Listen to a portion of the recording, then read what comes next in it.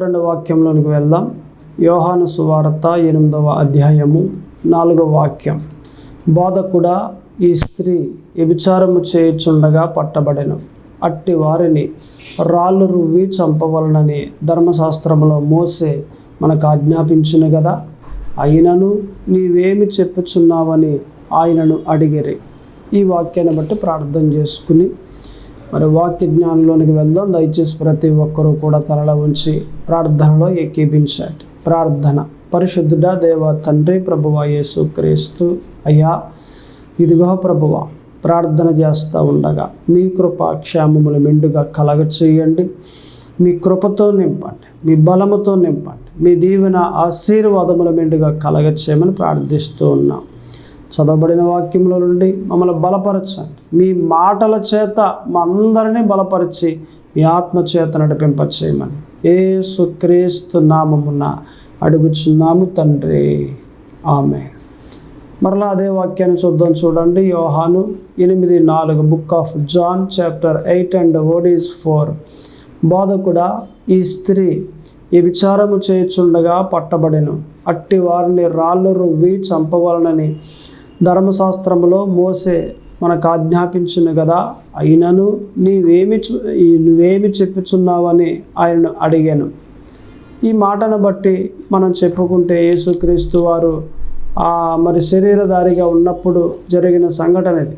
ఆయన దగ్గరికి ఒక వ్యభిచారం చేసిన స్త్రీని మరి తీసుకుని వచ్చారు. పరిసయ్యులు, అలాగునే సద్దుకాయలు, అలాగునే శాస్త్రులు, కొంతమంది యేసు ప్రభువునకు వ్యతిరేకంగా ఉండేవారు కొంతమంది ఈ పాపం చేసిన స్త్రీని పట్టుకుని పాపం చేస్తూ ఉండగా తీసుకొచ్చి అంటూ ఉన్నారు కదా, అయ్యా యేసయ్యా, మనకు ధర్మశాస్త్రంలో ఈ మాట చెప్పబడింది కదా, ఎవరైనా పాపం చేస్తా మనకు పట్టబడ్డారంటే, వ్యభిచారం చేస్తా మనకు పట్టబడ్డారంటే ఆ స్త్రీని రాళ్లతో కొట్టి చంపేయండి అని దేవుడు మోసే ద్వారా మనకు తెలియజేశారు కదా.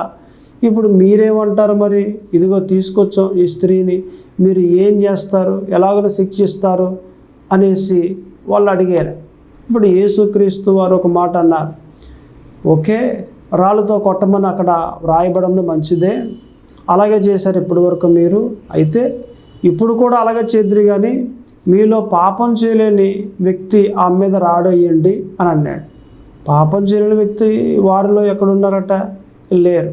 వారు ఒకరి ముఖాలు ఒకరు చూసుకుని వారంతా కూడా అట్టే ఎవరికి వారే వెళ్ళిపోయారు. అంటే అందరూ పాపం చేసిన వారే. ఇక తర్వాత యేసుక్రీస్తు వారు కూడా ఒక మాట అన్నారు, అమ్మా, నేను కూడా నిన్ను శిక్షించను, నువ్వు ఇక మీదట పాపం చేయకుండా ఉండు, నువ్వు వెళ్ళిపో అని పంపించేశారు. యేసుక్రీస్తు వారు నిజానికి రాడయ్యచ్చు. ఆయన పవిత్రమైన వాడు, నీతిమంతుడు, యథార్థవంతుడు. ఆయన రాడేసి ఆమెను చంపచ్చు వాక్య ప్రకారంగా. కానీ ఆయన చెప్పే మాటను మనం అర్థం చేసుకుంటే ఖచ్చితంగా ధర్మశాస్త్రానికి క్రొత్త నిబంధనకును ఉన్న తేడా మనకు తెలిస్తే. క్రొత్త నిబంధన మాట ఆయన చెప్పింది ఏంటి? పాపం చేసావు, ఓకే, ఏదో తెలియని ఆ టైంలో పాపం చేసావు, అయిపోయింది. ఇప్పుడైతే దేవుని వాక్యం నీ దగ్గరకు వచ్చింది, ఇక మీదట నువ్వు పాపం చేయకు, మంచిగా బ్రతుకు అనేది క్రొత్త నిబంధన. పాత నిబంధన అయితే, ధర్మశాస్త్రం అయితే పాపం చేసావు కాబట్టి ఖచ్చితంగా నిన్ను రాళ్ళతో కొట్టి చంపాలి అని ధర్మశాస్త్రం చెప్తా ఉంది. యేసయ్య మాట ఎలాగున్నది, ఏది మోసే ద్వారా వచ్చిన మాట ఎలా ఉన్నది? అది దేవుని మాటే, ఇది దేవుని మాటే. ఆ మాట దేవుడు మోసే ద్వారా పంపించాడు, ఈ మాట అయితే యేసుక్రీస్తు ద్వారా పంపించాడు. అందుకే ధర్మశాస్త్రము ఏది మనందరికీ కూడా ఒక పునాదిగా వేయబడింది. ఇక దానిపైన మనమంతా కూడా కట్టబడుతున్నాం యేసుక్రీస్తు తెచ్చిన ఆ వాక్యాన్ని బట్టి. అది మాటలను బట్టి మనం కాస్త ముందుకెళ్తే ఈ మాట ప్రకారంగా ఆ టైంలో యేసుక్రీస్తు వారు ఆమెను కాపాడారు. నిజానికి వారు అన్నట్లుగా రాళ్ళతో కొట్టి చంపమని మీరు అంటూ ఉన్నారు కదా, మోసే చెప్పినట్లుగా, ఓకే అలా చేయండి, కొట్టి చంపేయండి అని అంటే కొట్టి చంపేద్దరు. ఆమె వ్యభిచారం చేసింది, పాపం చేసింది నిజమే. పాపం చేసిన తర్వాత మారడానికి అవకాశం ఇవ్వాలి. ఆ అవకాశాన్ని ఇవ్వకుండా రాళ్ళతో కొట్టి చంపిస్తే ఇక ఆమె ఎలా మారుపరచబడుతుంది? ఆమె ఎలా మారుతుంది? ఆమె మారింది అని అంటే దేవునికి మహిమకరంగా బ్రతుకుతుంది. ఆమె మారింది అని అంటే ఆ ప్రాంతంలో ఉన్న వారందరికీ కూడా దీవెనకరంగా ఆశీర్వాదకరంగా బ్రతుకుతుంది. మరి అలా మారడానికి అవకాశం ఇవ్వాలి కదా. యేసయ్య అదే చేస్తూ ఉన్నాడు. ఆమెకు అవకాశాన్ని ఇచ్చాడు. అమ్మా, ఇక మీదట పాపం చేయకు, వెళ్ళు, మంచిగా బ్రతుకు, నేను కూడా నిన్ను ఆ రాళ్ళేసి శిక్షించను, నువ్వు వెళ్ళు అని పంపించేశాడు. అంటే ఆమెను కాపాడాడు. నిజంగా దేవుడు ఎవరిని కాపాడతాడు అనే టాపిక్ మీద మనం మాట్లాడితే దేవుడు విశ్వాసులను కాపాడతాడు అనే మాట మనకు కనిపిస్తూ ఉంది. ఎక్కడ? కీర్తన గ్రంథంలో 31వ అధ్యాయము 23లో మనకు కనిపిస్తుంది. యెహోవా భక్తులారా, మీరందరూ ఆయనను ప్రేమించుడి, యెహోవా విశ్వాసులను కాపాడును. దేవుడు కాపాడుతాడు. దేవుడు ఎవరిని కాపాడుతాడు అంటే విశ్వాసులను కాపాడుతాడు. ఎందుకంటే దేవుని యందు విశ్వాసం ఉంచారు, దేవుని యందు నమ్మిక ఉంచారు. దేవుడు, నా దేవుడు గొప్ప దేవుడు అని ఇలాంటి నమ్మిక, విశ్వాసము ఎవరిలో అయితే ఉన్నదో వారందరినీ దేవుడు కాపాడుతాడు. వారికి ఏదైనా ఒక ఆపద వచ్చిందా కాపాడుతాడు. వారికి ఏదైనా సమస్య, శ్రమ, ఇబ్బంది ఇటువంటి ఏమైనా వచ్చాయా, బందీ అయిపోయారా, ఖచ్చితంగా విడుదల చేస్తాడు. దేవుడు కాపాడేవాడై ఉన్నాడు. ఎవరిని? ఈ భూలోకంలో ఎందరో ఉన్నారు, అందరినీ కాపాడతాడా? కాదు. వాక్యం అంటుంది, దేవుని యందు ఎవరైతే విశ్వాసం ఉంచుతారో వారిని కాపాడుతాడు. కర్మ వారిని కాపాడచ్చు, కాపాడకపోవచ్చు. కానీ విశ్వాసం ఉంటే దేవుని యందు ఖచ్చితంగా మాట ఇచ్చాడు కాబట్టి దేవుడు ఖచ్చితంగా కాపాడుతాడు. నో డౌట్, ఖచ్చితంగా కాపాడుతాడు. ఎగ్జాక్ట్లీ. సో ఈ మాట ప్రకారంగా మనం ఆలోచన చేస్తే దేవుడు ఎవరిని కాపాడుతాడట? విశ్వాసులను. ఒక్కొక్క మారు మనకు అనిపిస్తుంది, ఏది దేవుడు ఎలా చేసేటి, దేవుడు నన్ను ఎలా పాడు చేసేసాడు అని ఎలా మనం మాట్లాడుకుంటాం. దేవుడు ఎప్పుడు ఏ వ్యక్తిని పాడు చేయడు. మన మేలు కొరకే దేవుడు ప్రతిదీ చేస్తాడు. మన మేలు, మన బాగు కొరకు దేవుడు ప్రతిదీ కూడా ఎలా చేస్తాడు. ఒక శ్రమ మన జీవితంలోకి ఎలా చేసాడు అంటే మనకు మేలే కలుగుద్ది. ఒక నిందను ఎలా చేశాడంటే మనకు మేలే కలుగుద్ది. ఏది ఒక అవమానాన్ని ఎలా చేశాడంటే మన జీవితంలోనికి మనకు మేలే కలుగుద్ది. ఏదైనా ఒక్కటి మన జీవితంలోనికి అనుమతినిచ్చాడంటే రావడానికి మనకి మేలే కలుగుద్ది, మనకి కీడు కలగదు. కానీ మనం ఏమనుకుంటాం, దేవుడు ఎలా చేసాడేంటి, దేవుడు నన్ను చంపేస్తాడా ఏంటి, ఈ బాధలేంటి, శ్రమలేంటి, ఇబ్బందులేంటి, అసలు ఈ గొడవ ఏంటి, దేవుడు నన్ను పట్టించుకుంటున్నాడా అని ఇలాగను మనం మాట్లాడుకుంటాం. లేదా మన మనసులో ఏమన్నా ఆలోచిస్తూ కృంగిపోతూ ఉంటాం. కంగారు పడకు, దేవుడు నీకు న్యాయమే చేస్తున్నాడు. దేవుడు నిన్ను దీవించడానికే నిన్ను నడిపిస్తూ ఉన్నాడు. ఈ రకంగా నిన్ను ఏది ఏమైనా హెచ్చింపజేసి ఒక ఉన్నతమైన స్థాయిలోనికి తీసుకురావాలి అన్న ఉద్దేశం చెప్పినే నిన్ను ఈ మార్గము గుండా నడిపిస్తూ ఉన్నాడు. కంగారు పడకు. దేనికి కంగారు? ఇప్పుడు ఒక ప్రాంతంలో ఒక పీత సముద్రం ఒడ్డున నడుచుకుంటూ వెళ్తూ ఉంది. వెనకాల ఆ బాట పీత నడుచుకుంటూ వెళ్ళిన అడుగులు, ఆ బాట అంతా కూడా తనకి వెనక్కి తిరిగి చూస్తే చాలా ముద్దుగా, చాలా చక్కగా బాట కనిపిస్తూ ఉంది. చూసుకుని మురిసిపోతూ ఉంది, నా బాట ఎంత బాగుంది, నా అడుగులు ఎంత బాగున్నాయి అని మురిసిపోతూ ఉంది. ఈలోగా సముద్రం ఒక కెరట కొట్టింది, బాట అంతా సిరిగిపోయింది. పీత అన్నది, నీకు అసలు బుద్ధి ఉందా? నేను మంచిగా సంతోషపడతా ఉంటే నా అడుగుల బాట చూసి నువ్వు ఎందుకని అవన్నీ అలా చెరిపేశావు?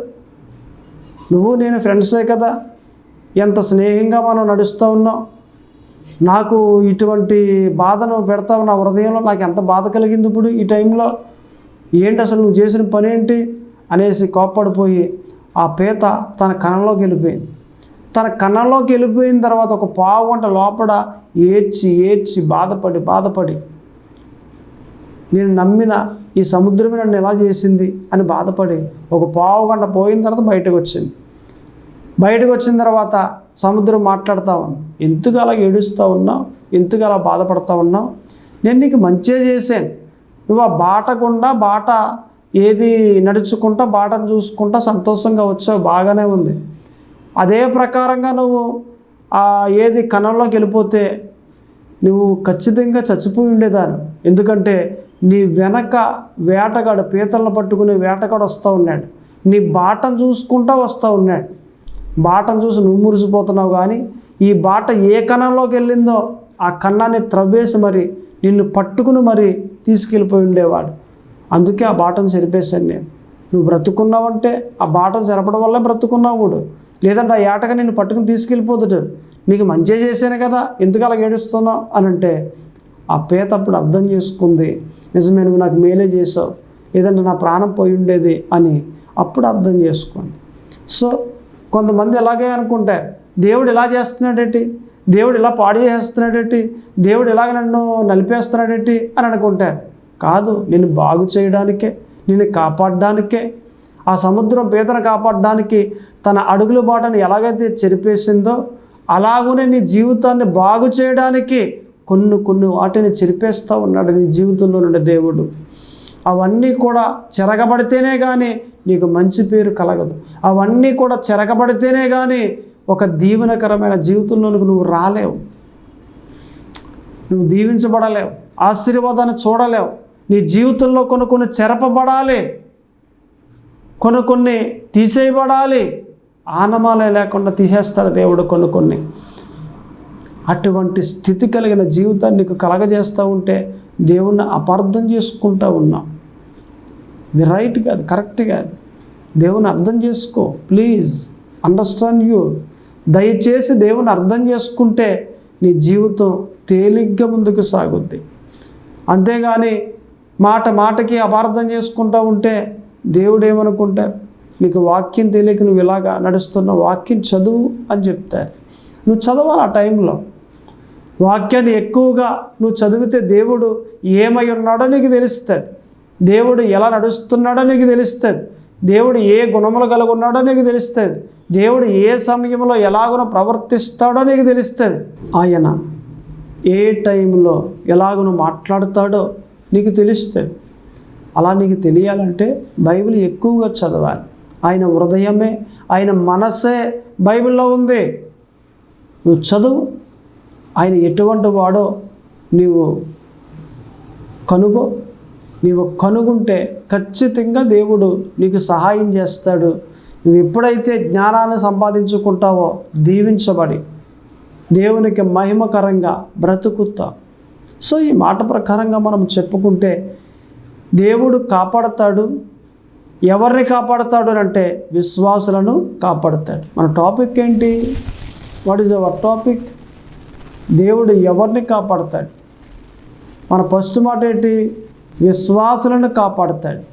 సో ఈ మాట ప్రకారంగా కాస్త ఇంకా మనం డెప్త్కి వెళ్తే 1 సమూయేలు 2వ అధ్యాయము 9వ వాక్యం, సెకండ్ వర్డ్ మనకు కనిపిస్తుంది. తన భక్తుల పాదములు త్రొట్టిల్లకుండా ఆయన వారిని కాపాడును. చూడండి, ఎవరిని కాపాడుతాడు అంటే తన భక్తుల పాదములు త్రొట్టిల్లకుండా ఆయన వారిని కాపాడును. భక్తులను కాపాడతాడట. అంటే మంచి భక్తి చేసేవారిని కాపాడతాడు, చెడ్డ భక్తి చేసేవారిని కాదు. భక్తులను అంటే అర్థం ఏంటి? దేవునికి భక్తి చేస్తున్న వారు, మంచి భక్తి గలవారు ఉన్నారు, చెడ్డ భక్తి గలవారు ఉన్నారు. అంటే ఎవరిని కాపాడుతున్నాడు దేవుడు? భక్తిగా మంచి భక్తి చేసేవారిని దేవుడు కాపాడుతూ ఉన్నాడు. దేవుని యొక్క కాపుదల ఎవరికి ఉన్నది అంటే భక్తులకు ఉన్నది. భక్తి చేసే వారికి దేవుని కాపుదల ఉన్నది. అందుకే రోజు ప్రార్థన చేయాలి, భక్తిలో భాగం ఇది. వారానికి ఒక మారు ఉపవాసం చేయాలి, భక్తిలో భాగం ఇది. ఇది ఆజ్ఞేయం కాదు, కానీ ఒక భాగం. ఇలాగున ఉపవాస కూటాలు వస్తే ఉపవాసం ఉండటం, లేదా రోజు డైలీ ప్రార్థన చేయటం, లేదా డైలీ వాక్యాన్ని చదవటం, ఇలాగున భక్తిని మనం కొనసాగిస్తూ ఉంటే, భక్తి మంచిగా చేస్తూ ఉంటే దేవుడు మనకు కాపుదల పెడతాడు. ఏదైనా ఒక ప్రమాదం జరగకుండా, ఏదైనా ఒక ఇబ్బంది మనకి కలగకుండా, ఏదైనా ఒకటి ఇరుకు మనకి కలగకుండా, ఏది ఏమైనా ఒక మాటలో చెప్పాలంటే దేవుడు కావులాగా ఉండి ఆయన ఆత్మచేత నిన్ను క్షేమకరంగా నడిపిస్తాడు. That's right, that's correct. ఎవరిని దేవుడు కాపాడుతాడు అని అంటే రెండవదిగా మనం చూస్తున్నాం, భక్తులను దేవుడు కాపాడుతాడు. అది మన మనసును పెట్టుకోవాలి. దాని ప్రకారంగా మనం ముందుకు సాగాలి. భక్తి అనేది ఏదో అల్లాటప్పగా చేయకూడదు, ఆగడితనంగా చేయకూడదు. కొంతమంది భక్తి ఎలా చేస్తారట, ఆగడితనంగా చేస్తారు. ఇప్పుడు చూడండి, సాధారణంగా కాకి స్నానం చేస్తుంది. గోరుని దగ్గరికి వచ్చి కాకి దాని స్నానం ఎలాగుంటుంది, దాని ముట్టుతోటి ఇలాగంటుంది, ఇలాగంటుంది, అయిపోయింది అంతే. అంటే భక్తి కొంతమంది అలా చేస్తారు. ఏదో వస్తారు, ప్రార్థన చేస్తారు, లేదా ఒక వారం ఉపవాసం ఉంటారు, అయిపోయింది అంతే. మళ్ళీ మామూలే, దేవుడు నాకు ఏం చేసాడండి అని వెళ్ళిపోతారు అంతే. ఏదో భక్తి అనేది కాకి స్నానం చేసినట్టు చేయకూడదు. భక్తిలో డెప్త్కి వెళ్ళాలి, నమ్మకంగా చేయాలి, నమ్మి చేయాలి, విశ్వాసం కలిగి చేయాలి. ఎన్ని శ్రమలు వచ్చినా, ఎన్ని బాధలు వచ్చినా యేసుక్రీస్తు వారిని విడవకుండా, వదిలేయకుండా ఆయన అంటు పెట్టుకుని ఆయనకు ప్రార్థన చేస్తూ ఈ భక్తిని కొనసాగించాలి. అది కదా మంచి భక్తి. ఏదో కాకి స్నానం చేసినట్టు భక్తి చేస్తే ఏమన్నా బాగుంటుందా? తారాచోక చూడండి, రయ్యమని వెళ్ళిపోద్ది పైకి, మళ్ళీ తుస్సుమని మంది అయిపోగానే తుస్సుమని కింద పడిపోద్ది. అంటే కొంతమంది రాగానే యేసు ప్రభులోనికి రయ్యమని ఎదిగిపోతారు. తర్వాత మళ్ళీ ఏదైనా ఒక శ్రమ వచ్చిందనుకోండి, తుస్సుమని కింద పడిపోతారు.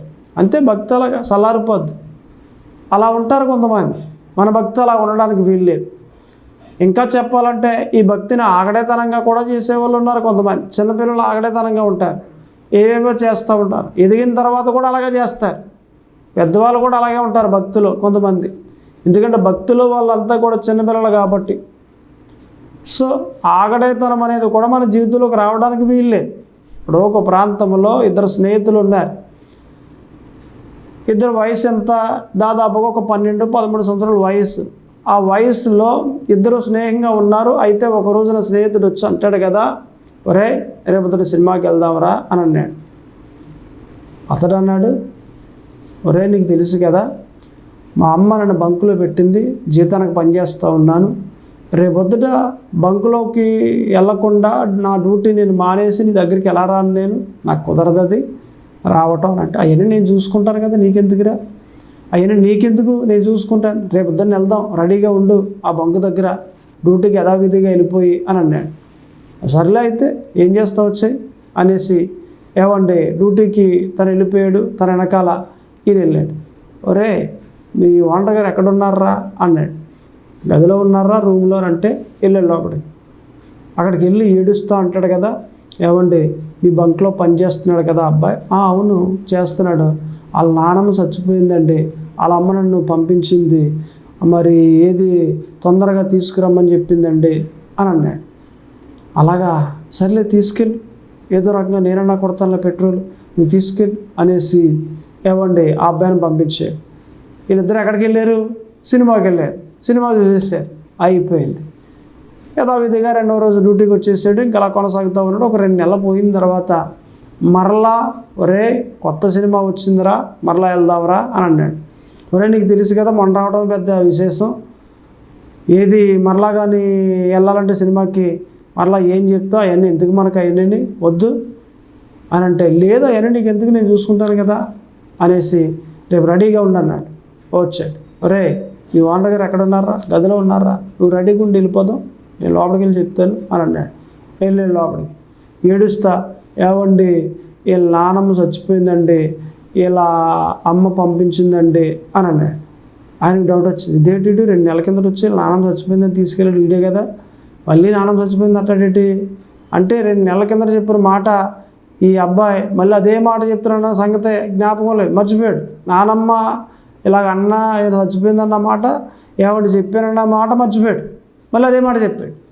ఆయనకి డౌట్ వచ్చింది, ఇంకో మాట చెప్పుంటే బాగుండేది, కానీ అదే మాట చెప్పడంతో ఆయనకు డౌట్ వచ్చి, రే నువ్వు ఎలా నిలబడి ఉండు, నేను చెప్తాను కదా అనేసి ఒక తాడు తీసుకొచ్చి ఆ స్తంభానికి కట్టేసి, నేను చెప్తాను కదా అనేసి ఫోన్ చేశాడు. ఫోన్ చేసి వాళ్ళ నానమ్మకి, ఏమండి ఏది వాళ్ళ ఇంట్లో ఫోన్ చేస్తే సరిగ్గా వాళ్ళ అమ్మ ఫోన్ ఎత్తింది. ఎవరు వాళ్ళ అమ్మ, బంకులో పనిచేసి వాళ్ళ అమ్మ ఫోన్ ఎత్తింది.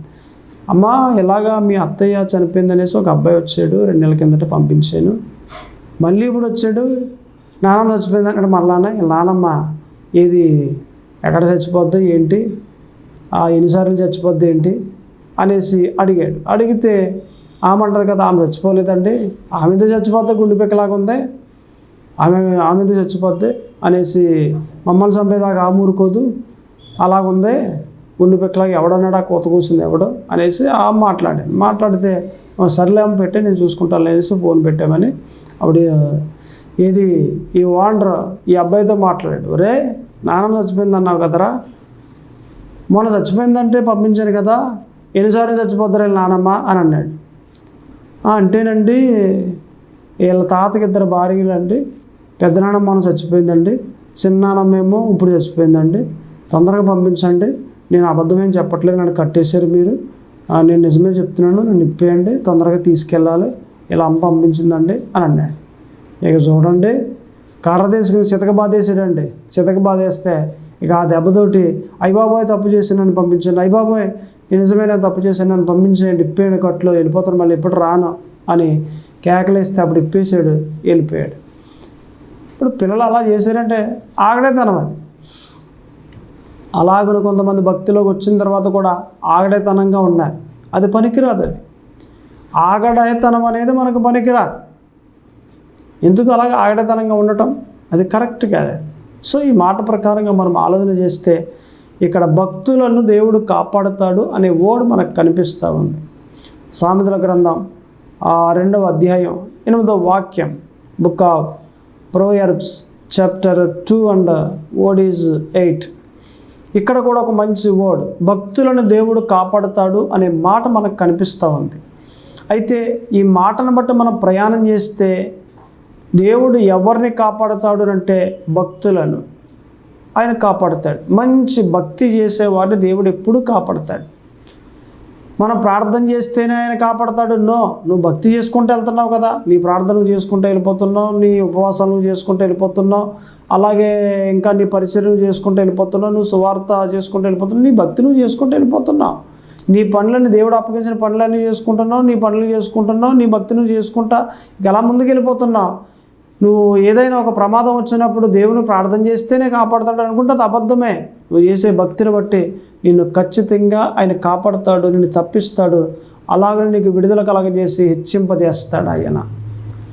దేవుడు ఎవరిని కాపాడుతాడు అంటే మొదటిగా విశ్వాసులను కాపాడుతాడు, రెండవదిగా భక్తులను ఆయన కాపాడుతాడు, మూడవదిగా కూడా మనం చూడండి ఎక్కడంటే కీర్తన గ్రంథము 145వ అధ్యాయము 20వ వాక్యం, యెహోవా తను ప్రేమించు వారిని కాపాడును. చూడండి దేవుడు ఎవరిని కాపాడుతాడు అంటే దేవుణ్ణి ప్రేమించే వారిని కాపాడుతాడు. దేవుణ్ణి ఎవరైతే ప్రేమిస్తున్నారో వారందరినీ కూడా దేవుడు ఖచ్చితంగా కాపాడుతాడు. అందుకే దేవుణ్ణి ప్రేమించే వారిగా ఉండాలి. లోకాన్ని ద్వేషించే వారిగా, దేవుణ్ణి ప్రేమించే వారిగా మనం ఉండాలి. అప్పుడే దేవుడు మనల్ని కాపాడుతాడు. లోకాన్ని ఎప్పుడు కూడా ద్వేషిస్తూ ఉండాలి. లోకంలో పాపం ఉన్నది, లోకంలో దేవునికి విరోధమైన కార్యాలు ఉన్నాయి, లోకంలో దేవునికి నచ్చనవన్నీ ఉన్నాయి. లోకాన్ని ఎప్పుడూ కూడా మనం ఏం చేయాలంటే ద్వేషించాలి. లోకంలో ఉన్న మనుషుల్ని ప్రేమించు, కానీ లోకాన్ని ద్వేషించు, లోకంలో ఉన్న పాపాన్ని ద్వేషించు. దేవుణ్ణి మట్టుకు ప్రేమించు. దేవుణ్ణి ప్రేమిస్తే నిన్ను కాపాడుతాడు, దీవిస్తాడు, వర్ధిల్లింపజేస్తాడు, నీకు సహాయకుడిగా నిలబడతాడు, ఒక ఉన్నతమైన స్థాయిలోనికి దేవుడు తీసుకుని వస్తాడు. సో దేవుడు ఎవరిని కాపాడుతాడు అంటే ప్రేమించేవారిని, దేవుణ్ణి ప్రేమించే వారిని కాపాడుతాడు. దేవునికి ప్రధానమైన స్థానం ఇవ్వాలి, మనుషులకు కాదు. మనుషులు ప్రేమించు, నీ కుటుంబాన్ని ప్రేమించు, అలాగనే నీ పొరుగు వారిని ప్రేమించని దేవుడే చెప్తున్నాడు. కానీ వీరందరికన్నా మొదటిగా దేవుని ప్రేమించు, అది నేను చెప్పే మాట. మొదటిగా దేవుని ప్రేమించు, ప్రధానమైన స్థానం దేవునికి ఇవ్వు, తదుపరి నీ కుటుంబాన్ని ప్రేమించు, పొరుగు వారిని ప్రేమించు. అలాగను మనం చెప్పుకుంటే దేవుణ్ణి మొదటిగా ప్రేమించాలి, దేవుని తర్వాతే అందరినీ ప్రేమించాలి. కొంతమంది ఏం చేస్తారంటే ఏది దేవుని స్థానంలోకి వారిని తీసుకొచ్చేసి ఆ భార్యను ఎక్కువగా ప్రేమించడం, లేదా పిల్లల్ని ఎక్కువగా ప్రేమించడం, లేకపోతే భర్తను ఎక్కువగా ప్రేమించడం. ఇలాగున్న చాలామంది ఏది దేవుని స్థానంలోనికి తీసుకొచ్చేసి ప్రధానమైన స్థానం పిల్లలకి ఇచ్చేస్తారు, ప్రధానమైన స్థానం కుటుంబానికి ఇచ్చేస్తారు. అది కరెక్ట్ కాదు. ఈ మాట ప్రకారంగా ఒక ఉదాహరణ మనం మాట్లాడుకుంటే, ఒక ప్రాంతంలో ఒక సేవకుడు ఉన్నాడు. ఆయనకి ఒక కూతురు. నిజానికి ఆ కూతురు ఆ పుట్టక ముందర మొదట ఉదయాన్నే లేచి ప్రార్థన చేసుకుని తర్వాత అన్ని కార్యక్రమాలు చూసుకుంటూ ఉండేవాడు. అటువంటిది ఈ అమ్మాయి పుట్టిన తర్వాత మొదటిగా అమ్మాయిని చూసి తర్వాత ప్రార్థన చేసుకుని తర్వాత అన్ని కార్యక్రమాలు చేసుకుంటూ ఉన్నాడు. అంటే అమ్మాయి పుట్టక ముందర దేవునికి ప్రధానమైన స్థానం ఇచ్చాడు. అమ్మాయి పుట్టిన తర్వాత ఇప్పుడు అమ్మాయికి ప్రధానమైన స్థానం ఇచ్చి తర్వాత దేవుణ్ణి ప్రేమిస్తూ ఉన్నాడు. దేవుడు చెప్పాడు చెప్పాడు చెప్పాడు ఎన్ని మార్లు చెప్పినా వినలేదు. ఆ అమ్మాయి ఎదిగింది, 14 సంవత్సరాల వయసు వచ్చింది. అప్పుడు కూడా ఎన్ని రకాలుగా దేవుడు చెప్పినా వినలేదు. అమ్మాయి పక్క గదిలో పడుకుంటే ఉదయాన్నే లేవగానే వెళ్ళి ముఖం చూసి అప్పుడు వచ్చి ప్రార్థన చేసుకుంటూ ఉండేవాడు. అమ్మాయిని అడిగితే దేవుడిచ్చాడు. అమ్మాయి పుట్టిన తర్వాత దేవుని వదిలేసాడు. ఇక దేవుడు ఒక నిర్ణయం తీసుకున్నారు. ఆ నిర్ణయం ఏంటి అని అంటే, ఒక రోజున కారులో వెళ్తూ ఉండగా యాక్సిడెంట్ అయింది. ఆ యాక్సిడెంట్లో ఆ అమ్మాయి చనిపోయింది. చనిపోయిన తర్వాత ఏడుస్తూ ఉంటే ఈ వ్యక్తి ఎక్కువగా ఏడ్చి దేవునికి ప్రార్థన చేస్తూ ఉంటే దేవుడు ఒక రోజున మాట్లాడాడు. ఏమని? ఇదిగో నువ్వు అడగగా నేను నీకు ఇచ్చాను అమ్మాయిని. ఆ అమ్మాయి నీ జీవితంలోకి వచ్చిన తర్వాత నన్ను పక్కన పెట్టేశావు. ఇది కరెక్ట్ కాదు. నీకు ఎన్నో మార్లు చెప్పాను, అయినా నువ్వు వినలేదు. అందుకే నేను తీసేసుకున్నాను. ప్రాణం అనేది నా చేతుల్లో ఉన్నది, ప్రధానమైన స్థానం నాకు ఇవ్వాలి కదా, నువ్వెందుకు ఇలా చేసావు అని చెప్పినప్పుడు తాను అర్థం చేసుకున్నాడు. అర్థం చేసుకుని అప్పటి నుండి దేవునికి ప్రధానమైన స్థానం ఇవ్వటం మొదలుపెట్టాడు. దేవుడే కదా, మనకంతా దేవుడే. మన కుటుంబానికి ఏది ప్రాధాన్యత ఇచ్చేస్తే ఈ రాత్రికే కుటుంబంలో ఉన్న పిల్లలు కానీ కుటుంబంలో ఉన్న భార్యని కానీ ఈ రాత్రికే ప్రాణం తీసుకుంటే మనం ఏమన్నా చేయగలమా? చేయలేం కదా. ప్రాణాలు దేవుని చేతిలో ఉన్నాయి. మరి అటువంటప్పుడు దేవునికి ప్రధానమైన స్థానం ఇచ్చి తర్వాత మన కుటుంబానికి మనము ప్రధానమైన స్థానం ఇవ్వకుండా దేవుని తర్వాత ప్రేమించేవారుగా, దేవుని తర్వాత స్థానం ఇచ్చేవారుగా ఉంటే ఎంత బాగుంటుంది. అలా లేరు కొంతమంది. దేవుడు నేర్పుతూ ఉన్నాడు, ప్రధానమైన స్థానం దేవునికి ఇవ్వు, నీ జీవితం బాగుంటుంది, ఒక ఉన్నతమైన స్థాయిలోనికి నువ్వు ఎక్కించబడతావు. సో ఈ మాట ప్రకారంగా మనము చెప్పుకుంటే దేవుణ్ణి ప్రేమించే వారిని దేవుడు కాపాడతాడు, ఆయన కాపుదల పెడతాడు. దేవుడు ఎవరిని కాపాడతాడు అంటే విశ్వాసులను కాపాడతాడు. దేవుడు ఎవరిని కాపాడతాడు అంటే భక్తులను కాపాడతాడు.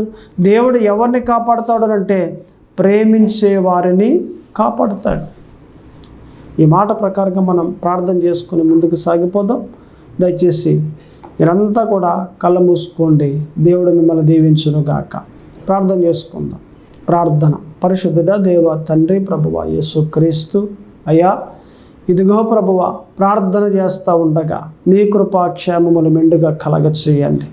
మీ కృపతో నింపండి, మీ బలముతో నింపండి, మీ దీవెన ఆశీర్వాదములు మెండుగా కలగచేయండి. ఇదిగో ప్రభువా, మీరు ఎంతగానో మాకు బోధించారు. నిజమే, ఎవరిని కాపాడుతాడు దేవుడు అని అంటే విశ్వాసులను కాపాడుతాడు, అలాగనే భక్తులను కాపాడుతాడు, అలాగనే దేవుని ప్రేమించే వారిని కాపాడుతాడు అంటూ మా అందరితో మాట్లాడి ఉన్నారు. వందనాలు, స్తోత్రములు. మీకే మహిమ కలుగును గాక. అయ్యా, మీ కాపుదల మా అందరికీ పెట్టండి, మీ రక్షణ మా అందరికీ పెట్టండి. అయ్యా, మీ ఆత్మ చేత మా అందరం నడిపింపచేయండి. ఎక్కడికి వెళ్ళినా ఏం చేసినా మీ కాపుదల మా అందరికీ పెట్టమని ప్రార్థిస్తూ ఉన్నాం. ఇదిగో ఎవరైతే సమస్యల్లో ఉండి బాధపడుతూ ఉన్నారో వారందరినీ విడిపించండి, వారందరికీ సహాయం చేయండి, మీ దేవునితో నింపి నడిపింపచేయమని, వారందరికీ మీ విడుదల కల్పించి ఒక ఉన్నతమైన స్థాయిలోనికి తీసుకురమ్మని ఈ కొద్ది ప్రార్థన ఆలకింపచేయమని యేసుక్రీస్తు నామమున అడుగుచున్నాను తండ్రి. ఆమేన్.